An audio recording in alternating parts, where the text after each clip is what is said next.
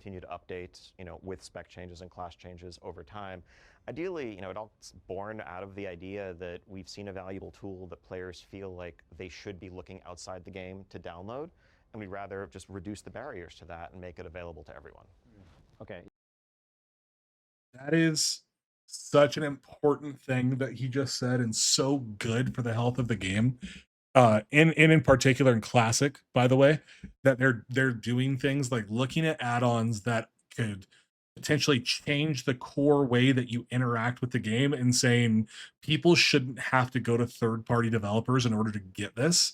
This is something we should be offering like natively inside of our game. That's a very, very good thing. And the reason it's a good thing is because you want the barrier to entry in a game to be as small as possible. And if you think about like all the add-ons that we have, you have uh Questy and Leatrix maps and LVUI and Tell Me Wins and Weak Auras and like all of these crazy method raid tools, right? All of these crazy things. And Weak Auras is like 100,000 things in one, right? You have nameplate add-ons like Plater and all of these different things that what they really do is they make you a significantly better player because they offer you more information available on your screen. They give you access to info that you normally wouldn't have access to through the native UI. But what that means is that you have access to information that other players don't have access to if they don't understand all those add-ons exist or even how to get to them. So Blizzard doing things like going and finding uses for add-ons in their games and saying this should be a part of our basic experience is a really good thing for the game.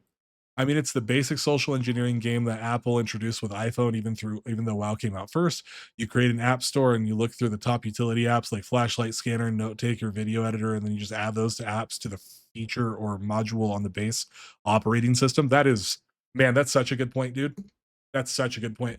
And I didn't even think about that. But yeah, you're 100% right about that, JPT.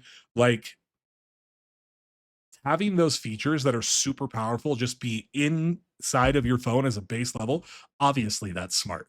And Apple, I would say, is a pretty profitable company, right? So probably some good lessons to be learned there.